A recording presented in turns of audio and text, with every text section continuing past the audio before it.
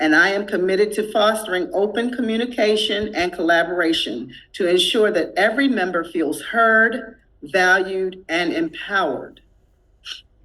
I am inspired by the work that we are doing. I believe together we have the power to shape our destiny and create what we want to see in Baltimore and beyond for ourselves and for future generations through our affordable housing initiatives to create community sustainability and prosperity for all. In these dynamic times, and as we look to the future, collaboration and unity are more critical than ever. Let us reaffirm our commitment to work together, leveraging our diverse talents and perspectives to address challenges and seize opportunities. I urge each of you to actively engage in the life of our cooperative, to share your ideas, and to contribute your talents towards our common unity and success. Together, we can ensure that our co-op becomes a beacon of resilience, renewal, and restoration, leading to ginormous community impact. In closing, I am filled with a sense of optimism and excitement for the journey that lies ahead. Together, let us write the next chapter of our cooperative story, a chapter defined by good stewardship, exemplary service, and an unwavering commitment to our shared values. I am confident that our cooperative will continue to thrive and flourish for generations to come. Thank you. So, yeah. All right, so we will continue with the reading of our mission statement. If anyone would like to volunteer. I can start it off if you want. Thank you so much. Mission: to enhance the lives of co-op members, its clients, and the communities in which we operate by hiring and advancing individuals rising up from incarceration and addictions, as well as those living in oppressed communities, which we are revitalizing. Vision: we imagine a world where labor and work are rights and not a commodity. We imagine a world where human beings are equally holders of their labor and homes. We imagine a world where we capitalize our talents and grow from our mistakes. Our values: democracy. We commit to the one worker, one vote principle and believe that cooperatives are democratic organizations controlled by their members to actively participate in setting that policies and making decisions. Equality. We honor each individual's right to hold their own values and believe no one is greater or less than anyone else. Solidarity. We believe we are a collective group of individuals, each dedicated to the common good. Compassion. We specifically open our doors to invite to workers and tenants and to lift up historically marginalized communities. Diversity. We intentionally invite in human beings of all shapes, stripes, spots, sizes, colors, and flavors. Decolonizing. Well, we study, seek to understand, and to disrupt the legacy of colonization. Balance. We value an individual's rights to determine work-life fit that works best for them. Decentralization. We build structures and systems that push wealth and power out to the many and keep it there.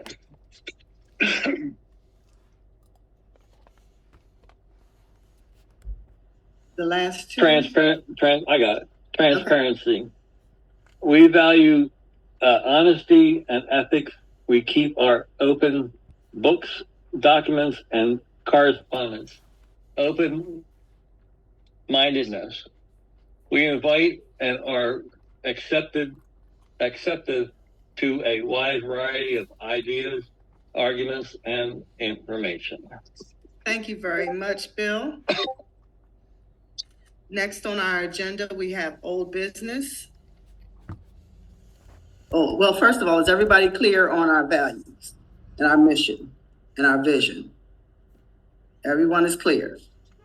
Very good. Old business, we would like to review and approve our Q1 meeting minutes. Hopefully you have had a chance to review them. Does anyone have any questions, any concerns about what was there? If not, I would like to call for a motion to approve the Q1 meeting minutes. I make a motion. Thank you. It's been properly moved. May I have a second? I'll second that emotion. Thank you for seconding that emotion. It has been properly moved and seconded. If all of those are in favor, please say aye. Aye. Aye. Aye. Any nays? Any questions? Okay, it's been, the ayes have it. Motion carries. I'm going to table the next thing on the agenda, reviewing and taking action on committee budgets. I think we will do that when the committees make their reports, if they have their budgets in their reports. So I will go next to the treasurer's report. Todd? Thank you, Carmen. Good to see everyone. I'm going to share my screen. So today I have in front of me the ability to present the AFS budget provided by the bookkeeper and what I believe to be a WaterBottle budget based on the latest WaterBottle data. So this can be found in the spirit of kind of openness and transparency around our books on the Baltimore Streetwell app.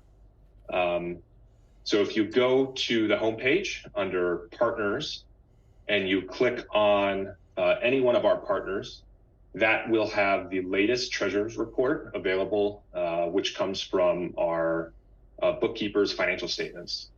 So I was able to find the AFS Q1 financial statement. So this is the latest data from the statement, from the Google Sheet that was prepared. So our total assets as of 4/3/2024 are $109,202.66.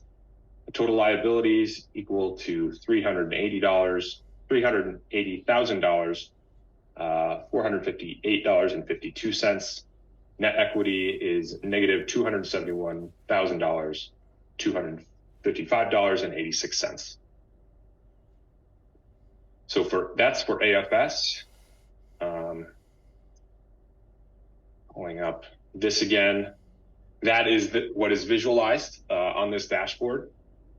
Going into a little bit more detail, we have $52,000 and some dollars and change under accounts receivable. And for accounts payable for AFS, we have $90,000, $653.19.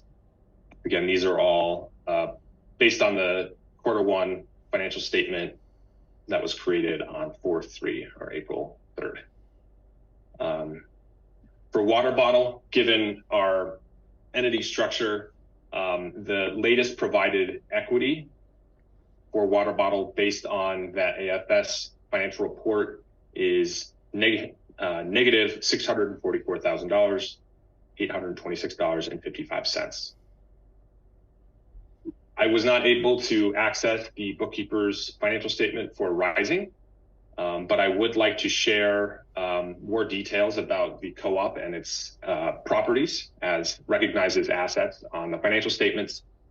Currently, based on the real estate modeling tool, the Streetwell real estate modeling tool, we have 21 properties with various assigned statuses. We have 10 listed as under renovation. We have 8 listed as leased, 2 listed as under contract, and 1 listed as contract pending. So we have in the Streetwell tool, report on the renovation status for all of our properties under renovation with the last project manager update, which has been added as of this morning, including 3 of the different properties which are currently under contract or contract pending with the target lease date. So that is my treasurer's report for Q2 of 2024. Thank you, Todd. I will now entertain a motion to accept or approve the treasurer's report. Yeah. Typically, I am used to a treasurer's report that is a document. So I'm not exactly sure what it is that we would enter into the minutes or the archives or as an attachment to the minutes of this meeting that is the thing that we are approving. Okay, so you would like something to be written before we do an approval?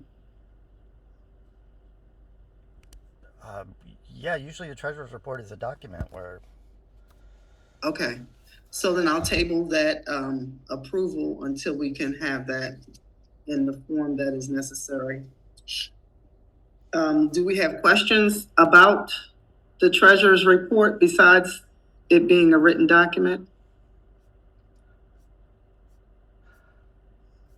I had a really small question about the properties that were listed as leased. Are those leased as in they're in the stage of leasing, or they're leased as in they currently have an active lease assigned to them?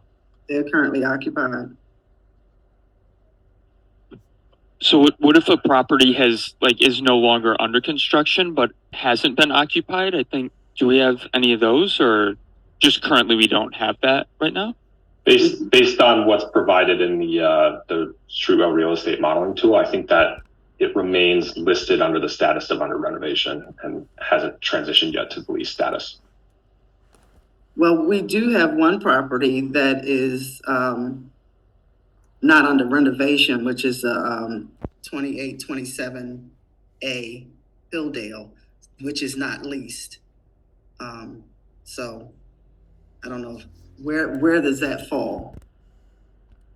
2827 is not leased? Not the upstairs apartment.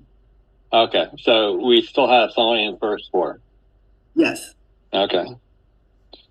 Those other 2 properties or 3 properties, so I only have listed 19. So we, Streetwell, is that part of us or not?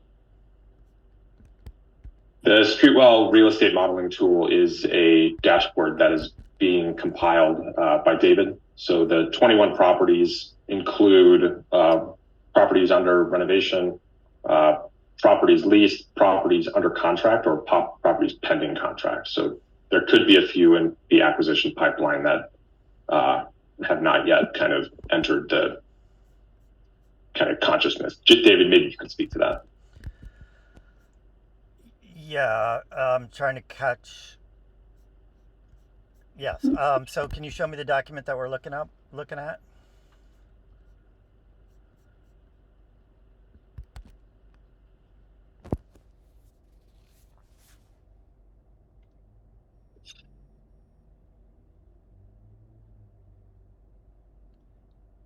This is where that data comes from. That's pulled into the Streetwell dashboard.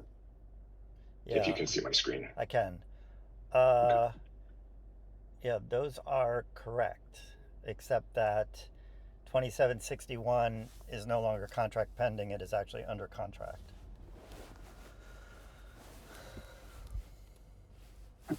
Okay. So we're in the process of getting 1932 Fulton, 2759 North, and 2761 North? Yes. Okay. Okay, I still didn't have an answer about the apartment that is not leased and it's not under renovation, where does that fall? I know, I saw that 2827 said it's leased, but there are 2 units there. We don't have the sophistication yet in our tools that when I build out these analyses, I have to either make a decision: are we going to do an analysis by asset, by building, or are we going to do an analysis by unit? And it Okay. gets a little difficult to try to integrate the two, and I haven't quite figured that out yet. So Okay, I will give you a pass on that. thank you.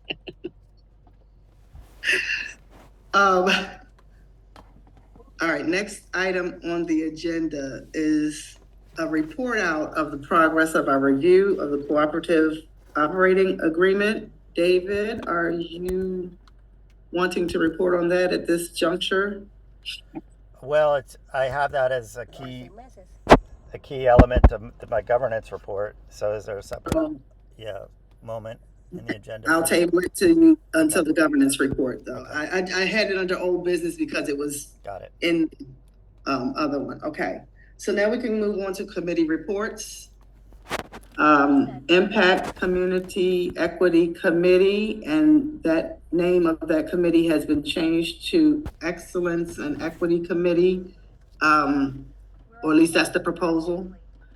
David, could you go ahead and talk about that a little bit? Yeah, so you have a document in the agenda there, and it is called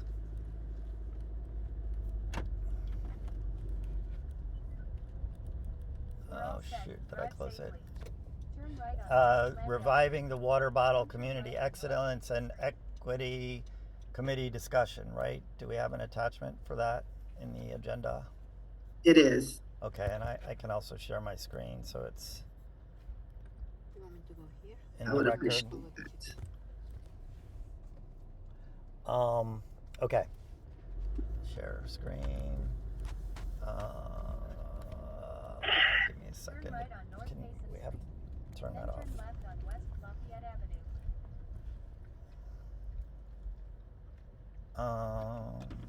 Hide video panel. Okay. All right. So we formed under I guess what you would say a call from the governance committee. We formed an ad hoc work group to discuss and advance resolutions that were, I think, passed during the last member meeting. Those resolutions being to combine the Impact Committee with the Community Equity and Excellence Committee. We held 4 meetings to do that work. The members of that work group were myself, Carmen,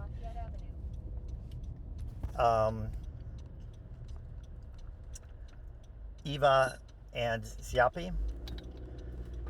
And our goal was to follow the policy that we have for committee formation and committee administration, which more or less says that committees have to be, and you can reference this document, we actually have a policy for this. It says that committees have to be sanctioned, approved by the general membership, and that request for that approval or a resolution for such approval would include a budget, a mission, a proposed roster, so how many people will serve on that committee. So that was our goal, to get to the point where we had those things. And we finished the work. It was a pretty rich discussion, because when we talked about the membership of the committee, we were very intentional about wanting to include tenants in this committee. So, well, let me back up. We came up with a vision. The vision is, the vision of the Community Excellence and Equity Committee is to foster a vibrant, inclusive, and equitable community by actively promoting excellence and equity in all aspects of community life. We are committed to engaging and empowering diverse community members, advocating for social justice, and ensuring equitable access to resources and opportunities for all. That is our vision, and the mission that we propose to achieve that vision is to do these things: share or distribute equity to tenants and neighborhood stakeholders through co-op membership or other classes of co-op shares, find community partnerships to promote health and wealth for our tenants and neighborhood stakeholders, for example, financial literacy, case management, and career training supports, lead or participate in neighborhood organizing. Okay, so in order to achieve a vision and a mission that includes share or distribute equity to tenants and neighborhood stakeholders through co-op membership, we felt it was pretty important to invite tenants to serve on this committee that would be working on that mission. And then that's where you get to a pretty lively discussion. One, like, what does it even mean, or what does it look like for us to head towards inviting tenants into an equity position, which in co-op world pretty much means co-op membership or co-op patronage. And two, if we have tenant members of the committee, and if committee work is paid work, do those tenants then become employees of the WaterBottle Cooperative, and ergo have the right to worker owner membership? So they could become tenant members simply by the co-op by becoming workers of the co-op by serving on this committee. So as you can imagine, that was a pretty lively debate, but we got to what is, I think, a pretty clean resolution here. So what we're asking the membership to approve is under the first horizontal line in this document, which I'm showing on my screen right now, was resolution by the WaterBottle membership, April 9, 2024. We hereby resolve to dissolve the Impact Committee, to revive the Community Equity Committee and rename it the Community Excellence and Equity Committee, call upon it to add the prerogatives of the dissolved Impact Committee to its vision and mission and work, accept the following WaterBottle Community Excellence and Equity vision, mission, composition, by which we mean roster, and budget. So I've already read the mission, I've already read the vision. The committee composition that we're asking for is 2 worker members, 2 tenant members, 1 at-large member, so that could come from either the tenancy or the worker pool, which would happen via some election that had both types of candidates as both types of stakeholders as candidates. And then we asked for a budget of $4,875, which would fund both our work on the committee and work that we do outside of committee meetings to draft policies and procedures and to engage the community and to advance the work of imagining multi-stakeholder cooperative. That is my report. Thank you, David. I think we had 2 proposals down there of ways to incorporate the payment.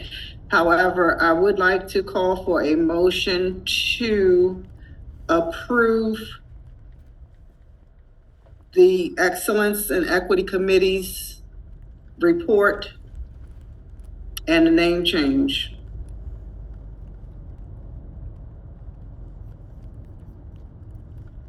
I did have one question regarding, Carmen, to your point about the 2 different ways. Is that to be resolved once the committee begins meeting again, or like establishes itself? I think that is actually something that we would need to bring to the WaterBottle for resolution.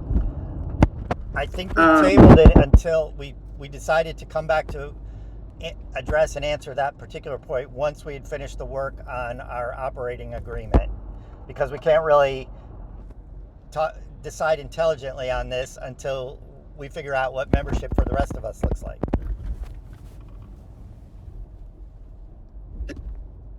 So So we'll leave it, the report with the two proposals there. We haven't decided on which one is gonna actually prevail, but you have both of the proposals there. So that is the report. So I'm just asking that we accept the report or entertain a motion to accept the report. I make that motion to accept the report. Okay, it's been properly moved. Do I have a second? I'll second it. A second. Who's second? Todd? Todd? Okay, thank you. It's been properly moved and second. All those in favor, please say aye. Aye. Aye. Any opposed? I need to ask for some clarity. Question, okay. So what we put in front of you, I guess, is two things: a report, which of course we can all accept, and a resolution to stand up this committee.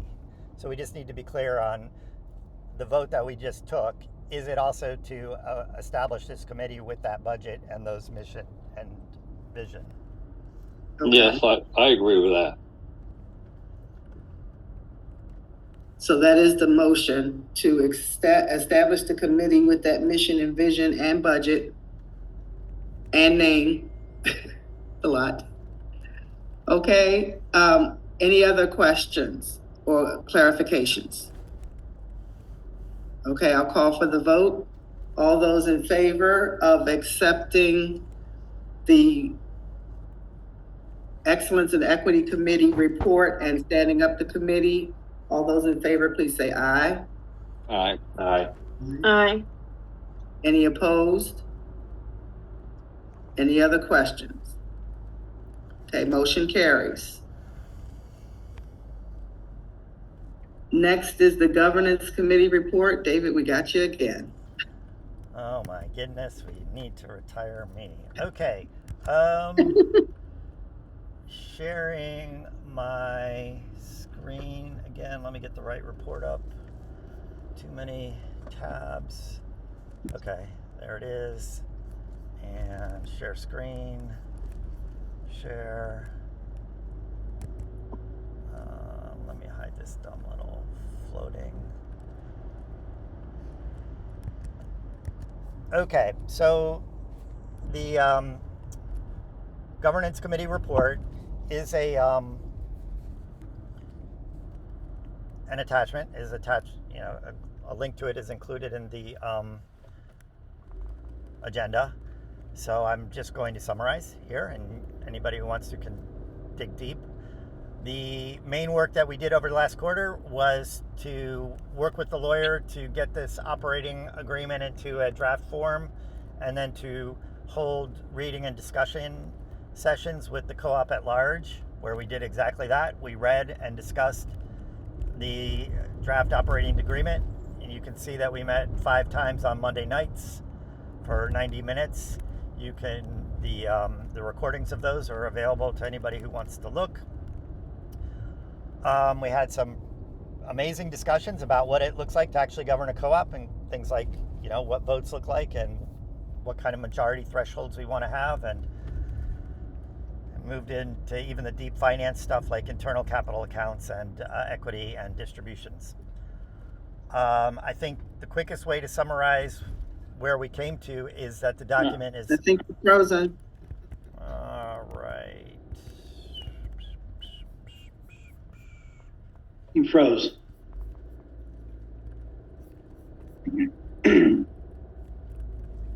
Okay.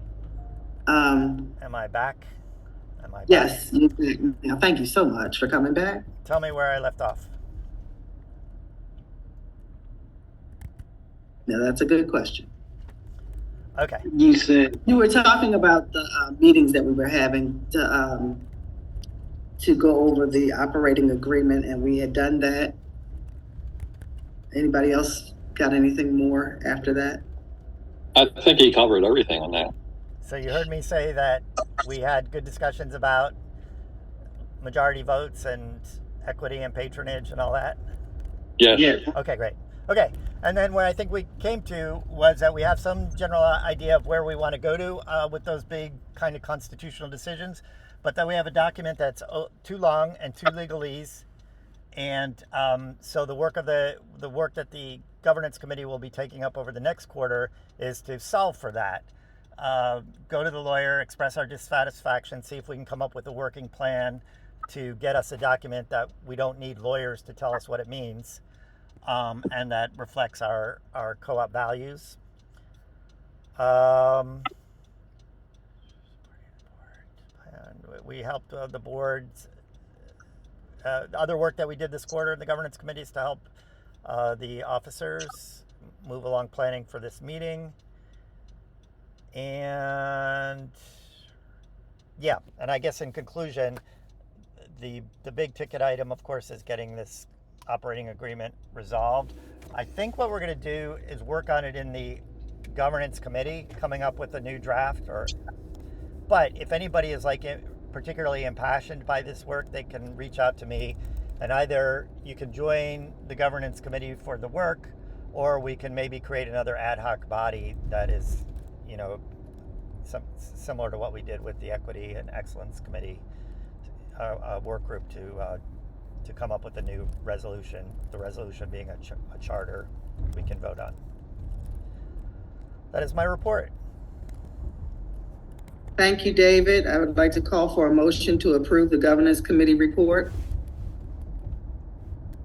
Yeah, I'll call for that motion. Second. I will motion. Okay. I will motion to approve. Thank you. And Bill seconded. Make sure you get that. Well, we got the brain recorder, so okay. Yeah, you could wait until all the reports are done, then we can make a motion for all of them at once. Thank you, Bill. I appreciate that suggestion. However, I think I'd like to go through them one at a time. Okay, that's fine. Involved. That's fine. All right. So thank you. So I will call now for the vote. All those in favor, please indicate by saying aye. Aye. Aye. Aye. Any opposed? All right, the ayes have it. Motion carries. Next up is our Human Resources Committee, Ms. Xiomara. Thank you, Madam President. You have the floor. Okay, so share screen.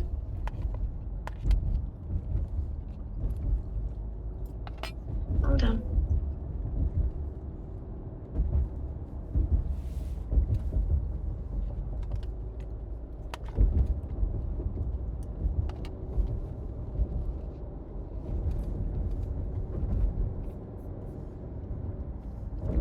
Okay, you guys see this?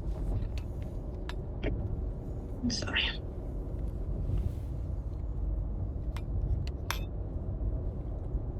Okay, so in my report with the HR committee, we held 4 meetings. During these meetings, we have adopted and implemented a simple IRA plan for all W-2 employees through ADP. We also developed and approved a communications policy, so to make it easy for everyone to understand how to communicate with their different departments. We also worked on an employee benefits budget, and we also work on some policies proposal in order for us to incorporate some benefits for our employees. We also strengthened our partnership with Civic Works, and I also got in touch with some people on the Center of Sustainable Careers, which is another program that Civic Works has. We also developed a new hire onboarding protocol. So now we have a specific process of how a person is onboarded and brought in. We completed 7 performance reviews and their respective raises. And we also hired 7 new employees. So that is all that we so far have accomplished during those 4 meetings. And at this moment, as the chair of the HR committee, I would like to ask for the members to vote and approve 3 policies that we developed for benefits. Is the sick and safe leave policy, which at this point the benefit is not optional, as we have reached the number of W-2 employees that the state requires in order to make it this not an option. So we are required to implement this, but we would like to have a policy to regulate how this is going to be managed. So did everyone have a chance to read these policies? I did. I have a question about the sick leave policy. Not that it was hard to understand or anything, and I might open up a can of worms, but at the end of the year, when those hours, if someone hasn't used their sick leave hours, I was wondering if we could create a sick leave bank instead of just forfeiting those hours, where if someone had an extended sickness or something of that nature, that they could apply to the sick leave bank if they used up their hours. Or people could decide they would want to donate their sick leave hours to the sick leave bank, and if someone had an extended sickness, they might be able to apply for those hours. I don't know if you understand what I'm saying or what I'm getting at. So you mean like if somebody didn't use them and you want to donate them? Yes. You want to donate your hours to somebody that needs them? Correct. If there was some extended sickness, only for sickness though. If it was some kind of extended sickness that someone actually needed to have more hours than what they have accrued at the time, they could possibly apply to the sick leave bank of donated hours that other employees may have donated their sick leave hours, and then still be compensated if they had to be off for an extended period of time. That's good. It's just a question if that could be done.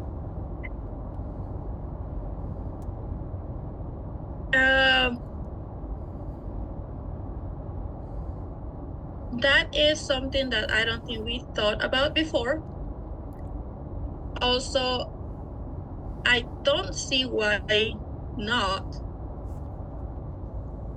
but we will need to figure out the best way to keep track of that. I have a question. I thought the policy that we came up with was a use it or lose it. Individual is you can't bank your leave. Was that true, or did we say you can bank? That's right. Yes, Right. That's the policy that's there. That's why I was just asking the question only about sick leave. If it could be amended or adjusted to have people donate hours that if they did not use their sick hours, could they donate them to a sick leave bank in case another employee might have a need of extra sick leave? Say they didn't acquire, Carmen, like say they. I understood the proposal, but the reason why I'm asking is I think the reason we chose use it or lose it is because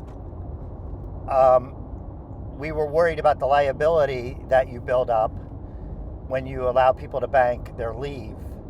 It's very hard to model for, especially in this early stage. So I really love the idea, but that would be bringing us back to exposure to that liability where there would be this bank of a ever-growing potential pretty big liability at one point. And just supporting on the Treasury side, that means we have to have a cash balance to be able to back that. Okay, I was just asking. No, you're like, it's certainly something we can discuss and work on, but we do have to we have to think about all the implications. Okay. All right. I think it's a good idea too. Yeah, I was just wondering because there might be somebody that's kind of new and they don't have a lot of sick leave accrued, but if they had a catastrophic illness or something happen, and they might. Anyway, it was just a thought about sick leave. Yeah, I like would. I did 2 years ago. It's a good idea, and I think that we may find a way to make it work if your hours are not expired, because according to the policy, you would not be carrying over your hours to the next year. Right. So if we're talking about sometime in December, where let's say you have 10 hours leftovers that you haven't used, then and only then we might start trying to figure out how to do it, because we are still within the same time period, within the same year. Okay. So we wouldn't be talking about expired hours. Oh, so okay. Well, I was thinking of that. Okay. Well, I don't know how we would keep track of sick bank hours if they were banked, but. But you as a co-op member have a right to ask the HR committee to take up this idea and work on it. Okay. Yeah, I mean, I'm just thinking that there may be some emergency where we might need to consider something like that, only for sickness. All right. And it's a good idea. Once we have it implemented and we know how it works, like I said, if we are sometime in October, November, you know how many hours you have, because we're going to do this through ADP. So your pay stub will say how many hours you have. Mm-hmm. Everyone will know how many hours. So I think that's when we can make this work somehow. Also, we will need the support of ADP, and definitely need their opinion on how we can do this in the spirit of the co-op environment. Okay. All right. Thank you for the clarification. Okay. Anyone else?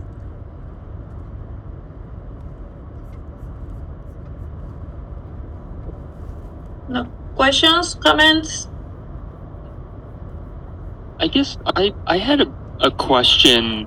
I only just looked at the sick time and pay time off policy right now. I'm wondering if somebody, sorry, 1 hour for every 30 hours worked. Okay. Like how would that work, say, if somebody is expected to, they plan on, say, working an 8-hour shift for the day, but then something happens with planning, or for some reason or other, there's really only 4 hours worth of work for that day. Would they then, maybe I just don't know now, how is it if, like, the amount of work someone needs to do in a day is less than the amount of days for that normal work day? Are they let go for the day by the ops director, or how does that work? And how would, like, someone taking time off or sick time be affected by that? Sorry, TJ, I don't quite understand the question. I guess my question is, I thought there had been times, maybe Ty, you can correct me if I'm wrong, but say, the plan is we're going to do this set of things for 6 hours. It needs 3 people. You show up on that day, and the thing that was supposed to get done isn't quite ready. So we actually need 2 people for 6 hours and 1 person for 3 hours. Like, I guess I'm wondering if, are people's schedules very fixed? And if they're flexible, then how would somebody then choose to take time off or not? If it's like, I think I'm going to work 6 hours, but then we show up and we figure out I'm only needed for 3 hours. You're looking at the PTO policy, not at the sick leave.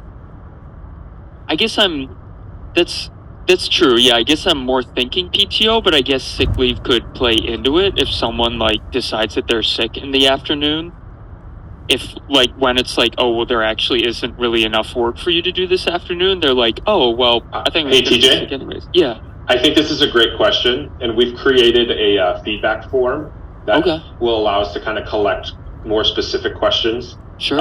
I think this Sure. would be a great question to ask in the feedback form. Sure. Thank you. Yeah. Thanks. I can do that.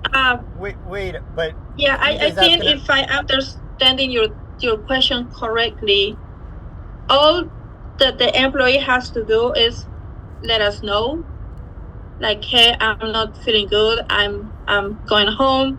Can I use my sick hours? That's why it's an accrual system. And if you have the hours, then you can use them. And that's it. You have a doctor's appointment. I would like to. I have 8 hours. So according to my pay stub, it says that I have 8 hours for sick leave accrued. Can I use 4 of those? And yeah, you can use them. We're probably gonna work on a form to fill out and keep track of this. And so just to have like a kind of a paper trail when an employee requests or somebody wakes up sick in the morning and calls off. It's scheduled to show up, but it calls off saying that they're sick. If they have the hours and they want to use them, they can use them. It all depends that you have the hours accrued. If you don't have the hours accrued, then there's no point. And this would only take into account if that individual is scheduled to work that particular day. Not if I only think you that's kind of my question. Right.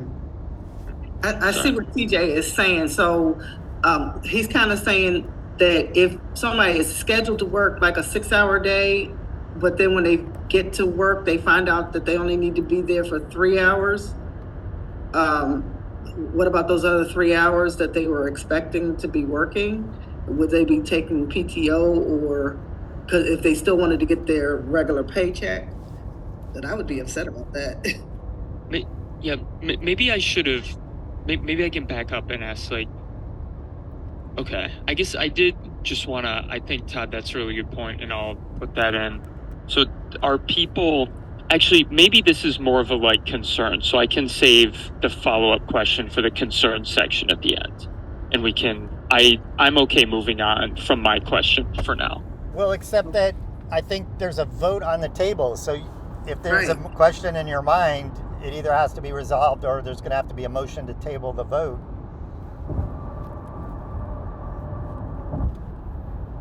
I'm also not even technically a member yet, I think, so I haven't really. I was more just thinking for the future. Okay. So we have 3 policies So for consideration. the policy has the permissible uses of sick leave. There is a list of situations where you get to use the sick leave.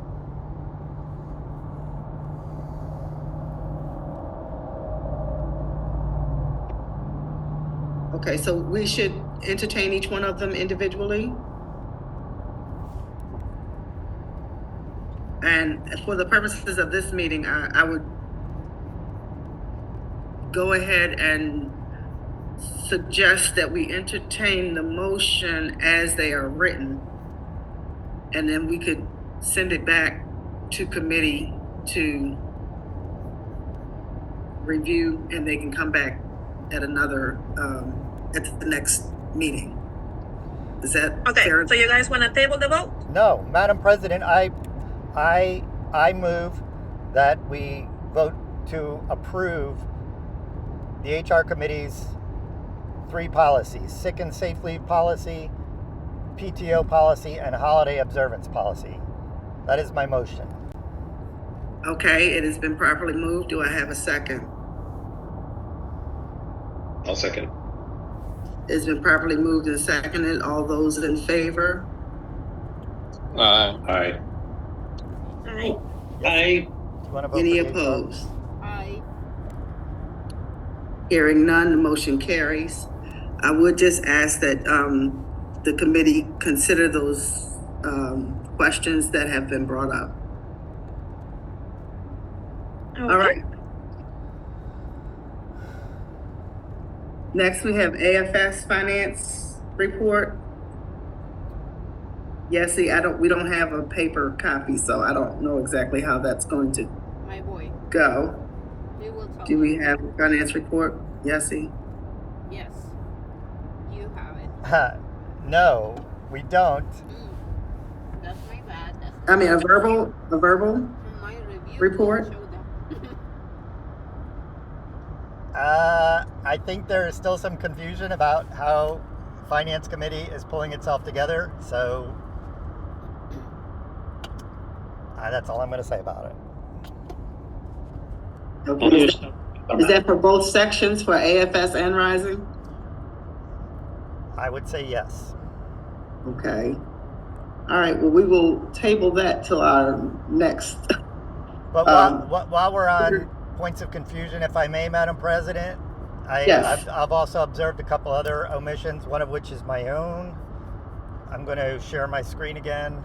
So first of all, in my own governance report, or our own governance report, gosh darn it, I failed to add that another thing, a priority of that we're going to be working on for the next quarter is accounting for committee budgets.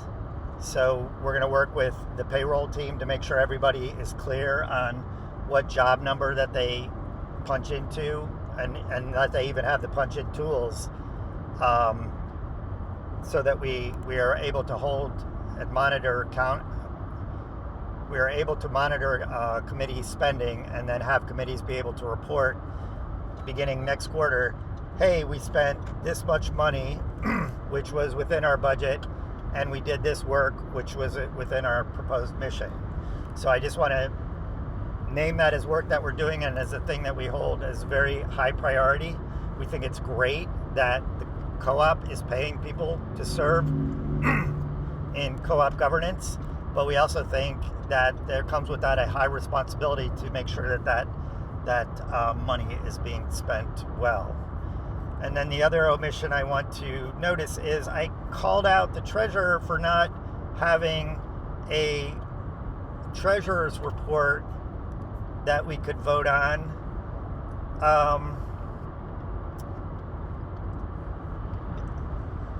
Because I was looking, I thought we had minutes that we could vote on, but I was looking at the wrong member meeting agenda.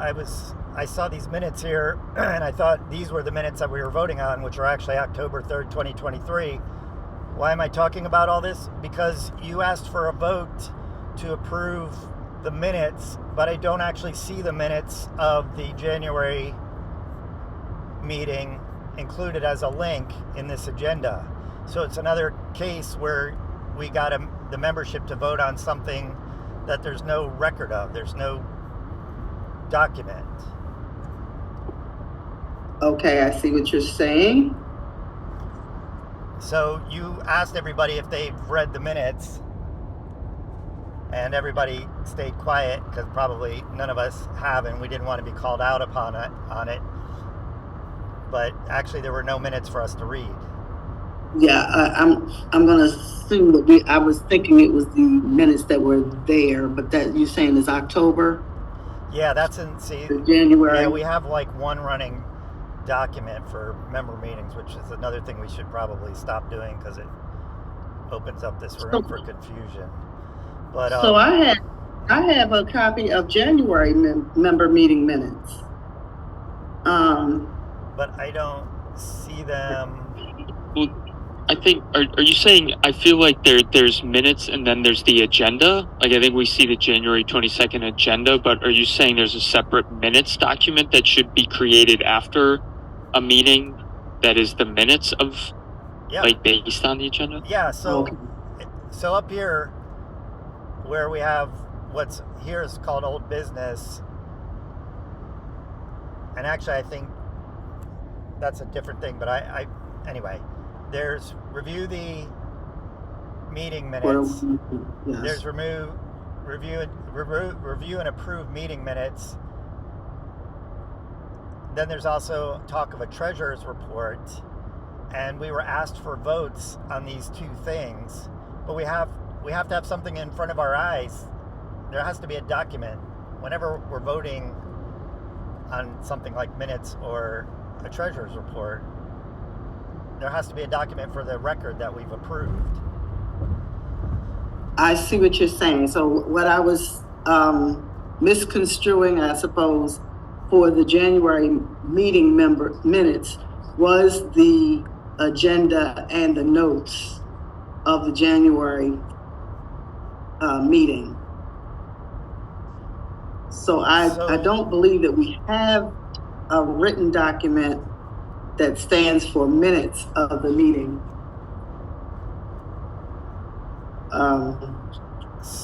Okay. So this could be. We can put that to a table and have to approve them at the next meeting, because if we don't have them, we can't approve them. Well, there might be a Yeah, recording with the transcript. we used to. Yeah. Go ahead, Bill. We used to have, as you were scrolling up and down there, used to be at the end of each agenda, we'd have notes. Correct. Of the previous meeting. And that's what we read in the past, was those minute notes that were approved. And the last couple of meetings, we have not had that because they were recorded and not written out. So I do see some notes here after the first. Oh, but that's at the October, after the October meeting. That was the last time it was actually written out. Let's see. Okay. I will note that too, we were not able to have a recording of the last meeting, given that Grain had just made changes with Zoom that morning. So we had no recording of last quarterly meeting. So we have no minutes of last meeting. That is correct. Okay, but we do have notes. So I do see down here we have these notes. But that's actually from the October meeting. Oh, yeah, that's not the January meeting. Yeah. So we don't have notes. We definitely need to start splitting these agendas up too. This is a relic of me. I'm the one that did these running agendas. I think we probably need to not do that anymore. But okay. Oh, that kind of stinks, because that was there was some stuff done at that meeting. We approved committee budgets and missions. We did a reading of the seed loan agreement, which was really nice to have on the record. Yeah. Okay. Well, we're new and we're learning, so we just might have to note that the minutes were. Except I thought you were taking. Well, that was the pizza meeting, wasn't it, Ty? Weren't you taking some? It was the pizza meeting. Didn't you take So- some of the notes there, Ty? Don't we have something? Where'd Todd go? He's hanging. I was his eating head. pizza. I think he said that's a really good question, if I read his lips right. So, okay. So looking at this as a faux pas that we had a problem, and we did not get proper recording of the January meeting minutes. So we're going to task our secretary to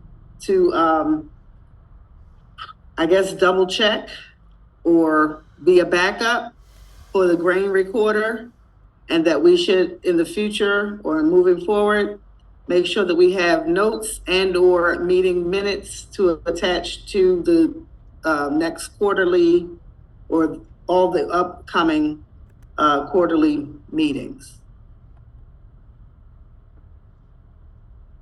Okay. Okay. And this is kind of really important, Okay. because this is also where we wander into legal land. Like, if you're ever called out on the legality or the credibility, the reality of your business structure, that you have minutes and treasurer's reports for the meetings required by your bylaws, is like the key factor. Okay. Duly noted. And we do apologize for not having that in place properly for this meeting, and hopefully shall not ever, ever, ever, ever happen again. Do we need to do something as far as recording things from that January meeting? Do we need to restate some things? What do we need to do? So Ty was muted. So you have zero notes, Ty, or you have something? From the last members meeting? Yeah. No, there's no notes. I could have swore you started typing and you were trying to keep up while we were. No? Okay. We weren't. That's when we were in El Salvador. Oh, it wasn't the pizza meeting. Wait. No, it was the pizza meeting. You guys were in a restaurant, but we weren't present. Got it. Okay, my bad. I was thinking of the elder one. Oh, no, he's right. No, David, you're right. I did start. But, yeah, that was... No, wait. Meeting was... Okay. All right, so... We were in one computer. All right. Ty and I have a little governance one-on-one that we do as chair of governance and him as secretary. He as secretary. So we'll take up seeing if we can find some relics and recollections of that meeting to turn into some kind of minutes that we can enter for the record. We'll put that on our little one-on-one agenda. Okay, thank you. And we will revisit that at our next quarterly meeting to approve. All right.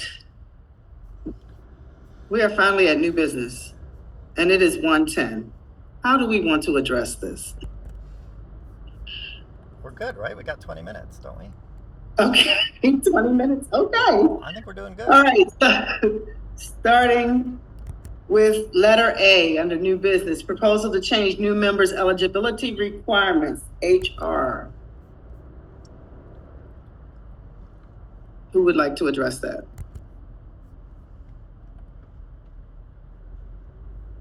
Did HR submit a proposal for us to discuss and possibly vote on? I don't know whether we had something submitted on paper, but I know we did have a discussion about members' eligibility requirement for the WaterBottle co-op being changed from 60 days to 90 days. I would move that we table that since we're working on a whole brand new constitution, and that's part of what we're working on in that group. That was just suggested and discussed during the reading of the agreement, but we did not agree to write a proposal for that. Okay, it's been properly moved. Do I have a second? Second. Yeah, second. Okay, all those in favor? Aye. Aye. All right, so that's tabled. Okay, until we have a written proposal. Next, we have a finance committee proposal. Todd? Hey, everyone. Okay, I have a proposal to introduce the finance committee. My first kind of motion as treasurer. I closed my window that had all of my finance committee documents available. So I'm going to reopen those and then share my screen. The introduction of the finance committee is going to be a kickoff of our finance policy and procedures as well. So I kind of understand the kind of questions you raised, David, about the structure of the treasurer's report.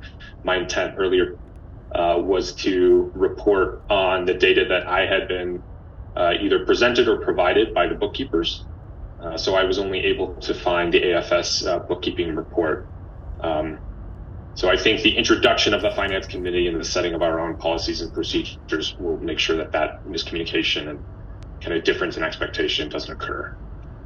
So I will share this link to the document which introduces the finance committee. Ideally, we're going to be voting on this today if everybody feels okay about it, but I will go ahead and share my screen and we can walk through this document quickly together.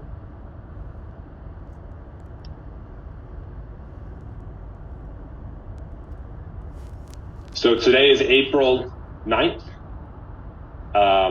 and I am excited to present the Finance Committee as the newly elected treasurer. I am proposing that we hold the Finance Committee twice monthly, Thursdays, ideally. We have a officers meeting that the Finance Committee would ideally follow. I'm proposing that the committee members be Carmen, our president, Ty, our secretary, and assumed participation would be our bookkeepers, Yessi and Giamara. I'm proposing a mission statement that I would like to kind of review and recreate once the Finance Committee forms. But this proposed mission statement is based on our co-op principles of open books. So we are, as the Finance Committee, we are committed to radical transparency and accountability in managing our finances with the goal of building community wealth from the ground up. Our mission is to empower every member through open, accessible financial reporting, ensuring our cooperative thrives on principles of mutual support and sustainable livelihoods. So the short-term goal of the Finance Committee would be to actually establish a what I would like to call a forum and agenda, so we can discuss what the finance needs are. In addition, we would be setting up a policy and procedure handbook for finance within our cooperative, which would outline our expected policies and processes as the newly formed Finance Committee.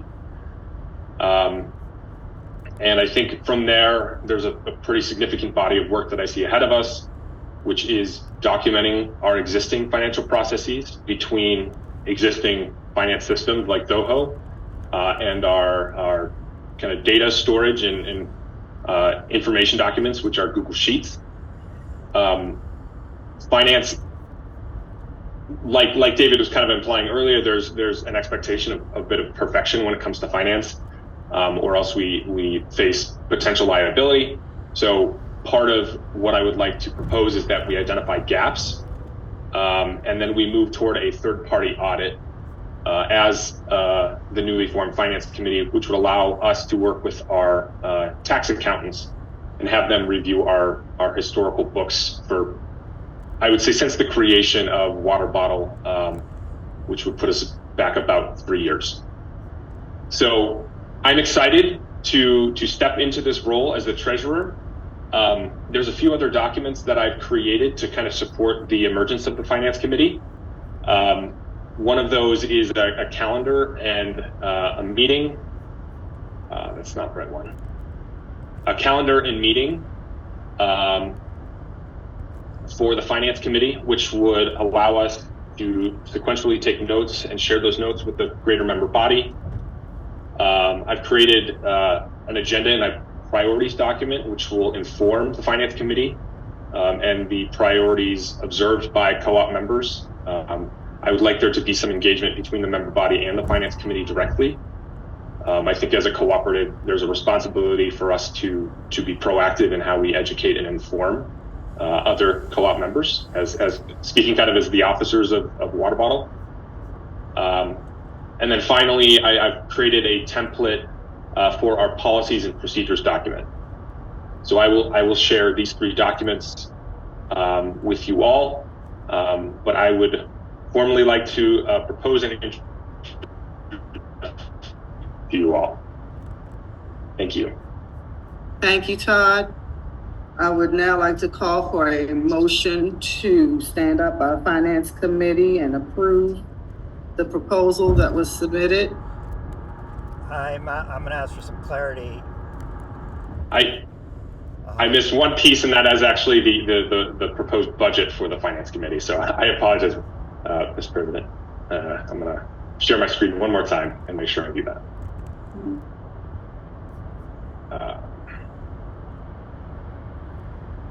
So the Finance Committee budget is projected through the, can you all see my screen?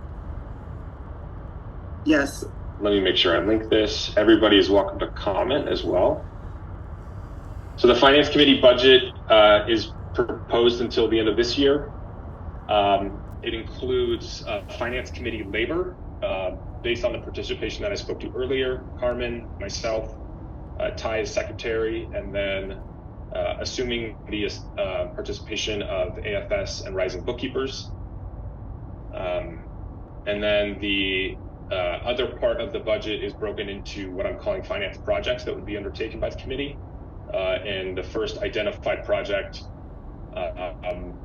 based on kind of rough estimates, would be a 4-month audit, which is where we would work with our tax accountants to do a retroactive review of our books. I'm budgeting that at a total of $8,000 for an This audit. is a budget. The labor for the finance committee would be $2,250 for the remaining of the year. That's assuming we have 2 meetings per. How much is usually the budget?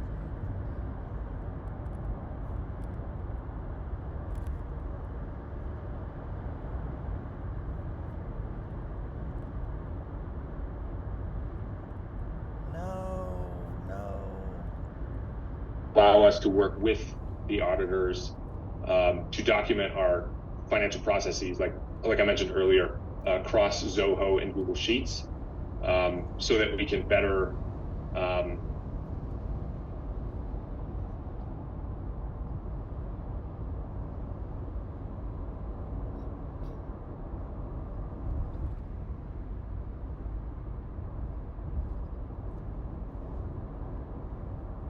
our financials.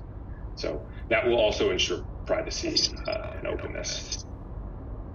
So that is my proposed budget for the finance committee. Thank you again. Did that clarify what you had a question about, David? Hold on. 1 second.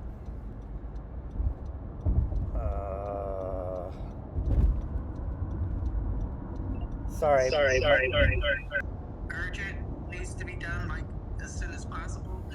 Do we need to have another meeting or an ad hoc meeting to get this completed?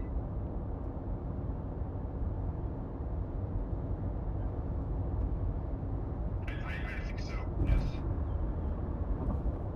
Okay, so does it need to be the whole body, or can it be a committee? I do just want to remind everyone, Madam President, I just voiced my opinion. If anybody else wants to make a motion to approve Todd's proposal and it's seconded, there can be a vote for this, and you all could say this is fine, and you could move forward on it. Is this a majority decision? Right now, how are things approved? Is it by majority vote of members? I'm sorry if this has already gone over. Yes. Okay. Yes, under the old bylaws, it's simple majority. So we just need a motion to approve or not approve the budget of the finance committee as stated, or with amendments. I can't make the motion. I can only call for it.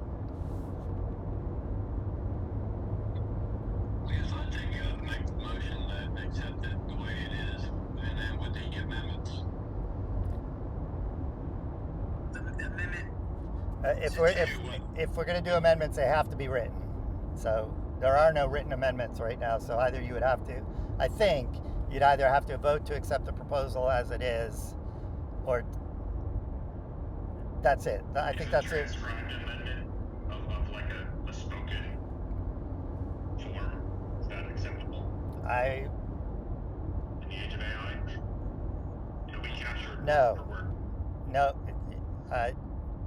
I would say no. AI is pretty good, but it's not perfect.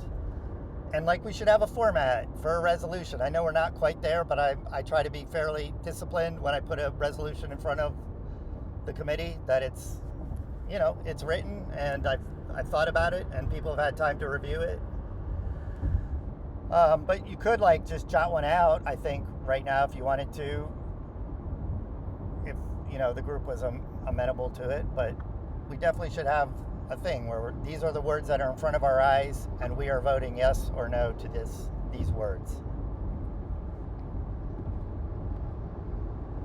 I think you're the one that requested the amendment. I'm not sure if you can write it in the car. Nope, didn't request it. I didn't. I was, well, maybe you're right. Maybe I did request it. Yeah, okay. I suppose that's fair. Make a motion that to table